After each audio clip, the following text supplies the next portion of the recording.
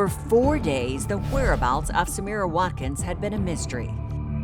But on November the 3rd, a couple of jet skiers near the Pensacola Naval Air Station found a black duffel bag that had washed up on shore. Sheriff's 911, what's your emergency? We think we found a dead body. We're at the Navy Point right off Sunset right now. It's in a bag, like a big old bag you carry on a plane. It looks like it has blood over it. It has a big old lock on it. Upon closer inspection, they noticed that there were some flies on it. There appeared to be some blood. When the sheriff's office got there and they opened it up, they found the body of a female inside that bag. She was naked except for a bra, and she had duct tape completely wrapped around her face. Detective Thacker went to the scene, knowing in his heart it was most likely going to be Samira Watkins. We had her fingerprints already ready to go in case we had found something that suggested foul play like this. So our latent print examiner was able to, right there on the spot, verify that was her.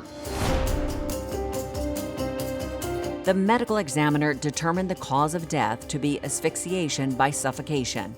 Samira had been murdered. During the autopsy, the medical examiner noticed that she only had one earring in her ear. Why was that something they noticed? Maybe during the struggle or something, it had been ripped out, something like that. Samira's sister was positive that when Samira left the house that night, she was wearing both earrings. A check of the surveillance video from Samira's workplace on the 29th also showed her wearing both.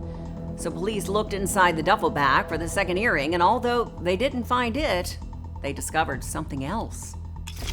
There was at least one paper towel that had a very unique design pattern on it. It had some flowers, maybe some birds. There was a Clorox wipe.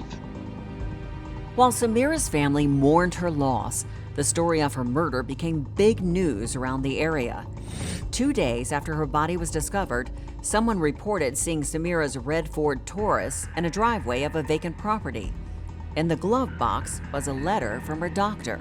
And it was a letter basically confirming that she was pregnant, congratulating her. And it was dated just before she went missing. Detectives had their suspicions about who was responsible, but they still needed to figure out who the mystery person was that Samira had called the night she was murdered. What did detectives find out about that number? It was a track phone or a throwaway phone. Police were able to trace the phone to the location where it was purchased, and they learned that the person who activated it was none other than Zachary Littleton. Everything he told them had been a lie, and now they had enough to get a search warrant for his home to see if he was hiding any evidence there. As soon as they arrived, they saw some familiar-looking items. We found the matching paper towels. It was an exact match to the pattern.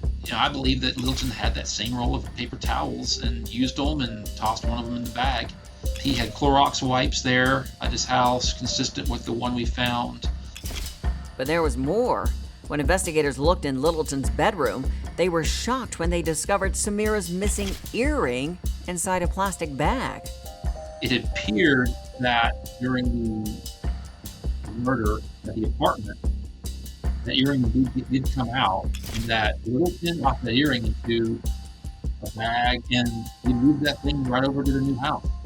What was your reaction when you saw that earring? I knew we had the right guy, and it was just further strengthened. When you think about it logically, there's not a lot of ways for him to have that earring except to be involved. I mean, it links him to the whole thing. But investigators wanted even more. They pulled Littleton's cell phone records, and it showed he had been away from his apartment just hours after Samira disappeared. Police theorized it was during that time that he dumped Samira's body and car. We know pretty much everything he did that night, but one of the pieces of the puzzle that's missing is how did he get back home?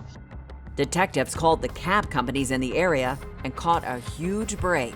They discovered a pickup for a person named Zach at a Waffle House that was approximately a mile from where Samira's car was found. The Waffle House had a camera, and at 4:20 a.m., it captured Zachary Littleton walking in with Clorox wipes in his hands. When you saw the video, what was your reaction? Oh man, I was giddy. I didn't see how, at that point, with everything else, I mean, that whole case was put together. Zachary Littleton was arrested and charged with first-degree murder of Samira Watkins.